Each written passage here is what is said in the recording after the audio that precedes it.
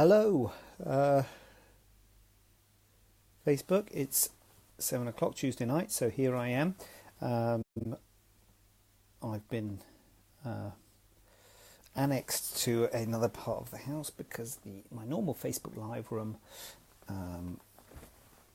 my boy's got an Xbox and he's commandeered that room now. It's a new thing, and it was a bad purchase because he's on it all the time. But so I'm in another room here. So there you go. So got a few questions tonight about various things. First of all, a old patient of mine has been in touch to ask about VASER liposuction, and this is something that we get relatively often, people asking about it, and the bottom line is that I don't do it.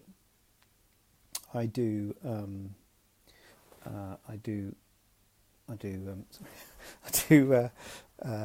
what's called power-assisted liposuction. I don't do VASER liposuction, but I thought I'd talk a little bit about what VASER liposuction is, because I think it's been marketed very well because people asked for it specifically, and if you talk to people who do it a lot, I think you can probably do most things with VASER, with traditional liposuction that you can do with VASER liposuction. However,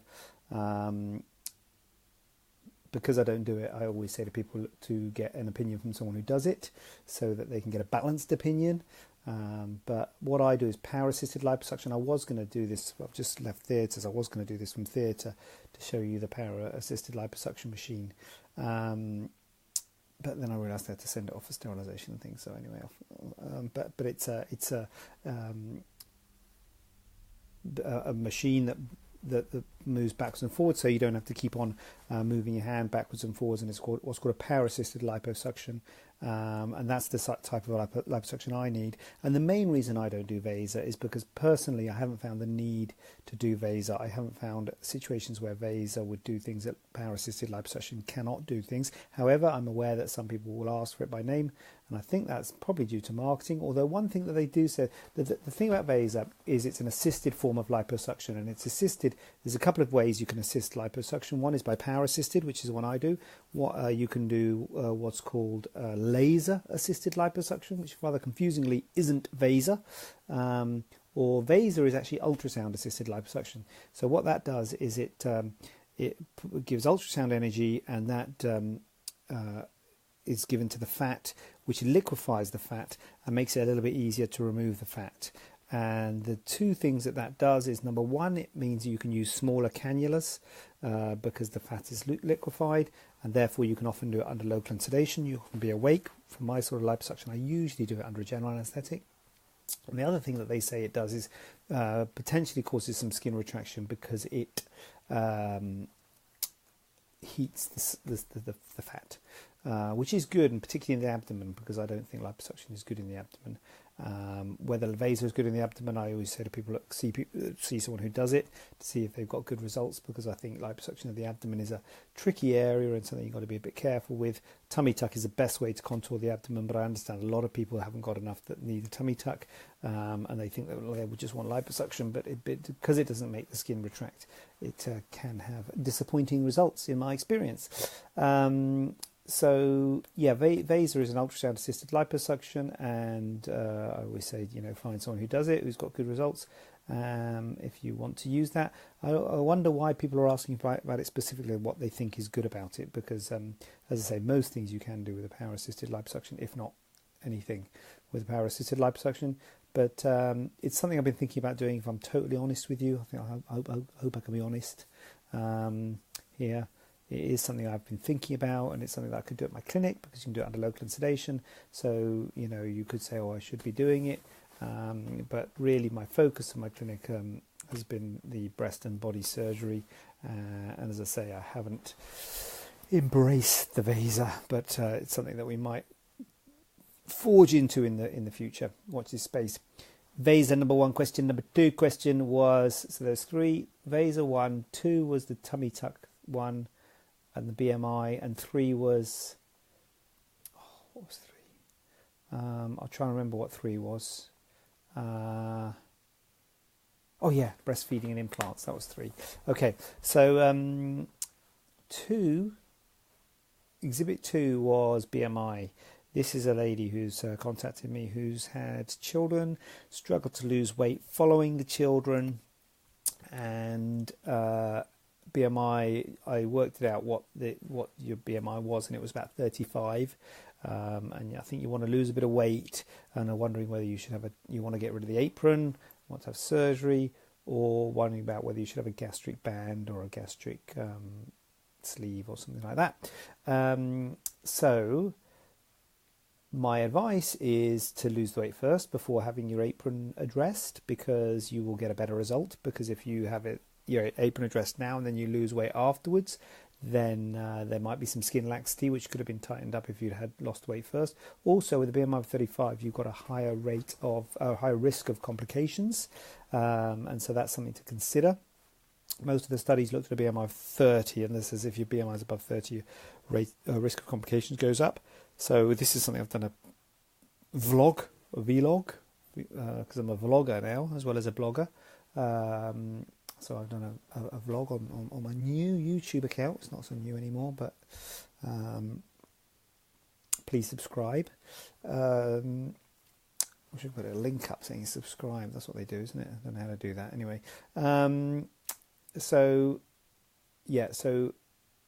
BMI of 30 is better, your complication rate will be better, but the main thing is you're going to get a better result if you can get a lower weight.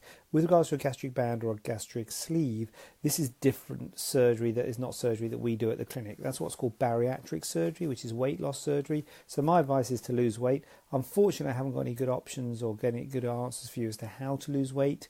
Gastric sleeves and bands and all sorts of things are effective ways to lose weight, but it's not something we do at the clinic.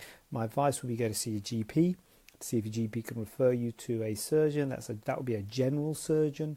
General surgeon sounds like it's a general list, but they're not general. They are specific. General surgeons are specialists, and they tend to specialize in the bowel. And a bariatric surgeon is a special type of general surgeon who will do weight loss surgery. So they would tend to do the weight loss surgery, and then the plastic surgeon like myself would do the body contouring after the bariatric surgery. But the trick is to lose the weight first, however you will able to do that.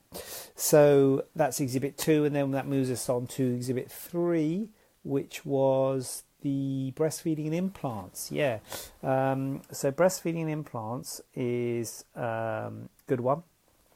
Good question, if you don't mind me saying. No problem is the answer. No problem at all. Assuming you can breastfeed already. Some people cannot breastfeed, so assuming you can breastfeed already, whether you've got implants is fine. If you've got implants, it's not a problem. However, the problem when someone asks me that question, because this is a patient who's got breast implants in, the problem when someone asks me that question is I always think you've got to be careful. Well, so you've got to be careful. You haven't got to be careful, but you've got to be aware, I suppose, that breastfeeding, or rather having children, can affect your breasts. They can make them bigger, smaller, droop. All sorts of things can happen to your breasts, and so that's something that might affect the shape of your breasts. The fact that you've got breast implants and you paid a lot of money to have your breast implants doesn't protect your breasts from the changes that might occur. So that's something to be aware of. That your breast might change shape. Might not, it might get bigger and then get smaller and be the same as what it is before. But that's something to be aware of. There's nothing you can do about it because you're pregnant. But if you were not pregnant and you were thinking of having breast implants and you were thinking of getting pregnant, I would say get pregnant first and have your children and finish your family, because it can have an unpredictable effect on your breasts. So that's probably more important than the breastfeeding issue. Breastfeeding is fine whether you have implants in front of or behind the muscle. They always go behind the breast, so you don't actually cut through any breast tissue, or at least with an inframammary incision, which is the incision that I make. If you have a infraareolar incision, which is at the lower border of the areola, which is a bit pigmented bit around the nipple, that is a potential for interrupting some milk ducts, so it's a slightly higher risk of having a problem with breastfeeding, although still you may well be able to breastfeed even with an infraareolar incision. Breastfeeding issues really come in when you're talking about lifts, and breast reductions, because those are when you're sort of isolating the nipple, and that's when breastfeeding might be affected. But with implants on their own, that will be absolutely fine and dandy. So there's no problem with that. Wow, I should have done it in theatre. I could have showed you the liposuction machine. That was 3 questions, and that felt quick to me. I hope I didn't feel like I was rushing it, because I'm certainly not in a rush. I'm quite relaxed here. And so, as ever, please keep them coming, the questions coming. It's nice that we had some questions this week. And I will be doing this Tuesday, 7 p.m. next week. Same place, well, same time, maybe not the same place. Who knows what location I'll have. I can see some wires. That doesn't look good, does it, those wires there? Maybe I can sort out my background. What's that wire there? Sort out my background next time. Get that. It's a bit late for that now, isn't it? But if you, and as ever, where are the live? Oh, we've got a, hi, Jonathan. Hi, Danielle. Hi. Look at that. We've got a live comment coming in. Oh, here we go again. I don't want to block you or delete your comments, so I can just say hi in person, because I don't know how to hi you in not in person. So thanks for that. It's a comment coming in. It's a hi, Jonathan, rather than a question, but it's something, and I'm very grateful for it. So thank you, Danielle, for engaging with me. And I'm gonna. I went on live chat today. Well, that's good. Oh. Was I supposed? Did I say that or did Laura say that I'd answer a question, Danielle, on live chat this afternoon? She didn't. Was it you? Weren't one of the 3, were you? Anyway, I hope Laura. That would be Laura you spoke to on the live chat, Danielle, and I hope she helped you out and answered your questions. And if you got any questions you can ask me, you can hit me now, or because if not. I was actually going to check out of this. Yeah, Laura, yeah. And go into another room and continue my daily activities.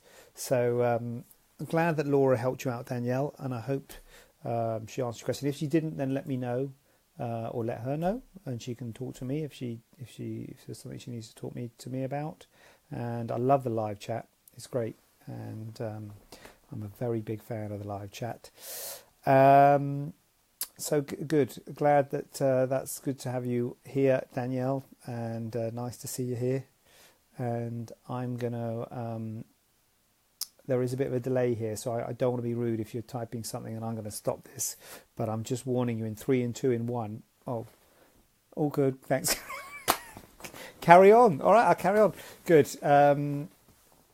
Thank you, Danielle. Thanks for interacting. And same time only, because not necessarily the same place. Next week, 7 o'clock, Facebook Live. I will see you there. And Danielle, you're very welcome, and very nice to have you here and interacting with me live. It's nice to know that there's someone out there. Good to see you. All right then. Bye.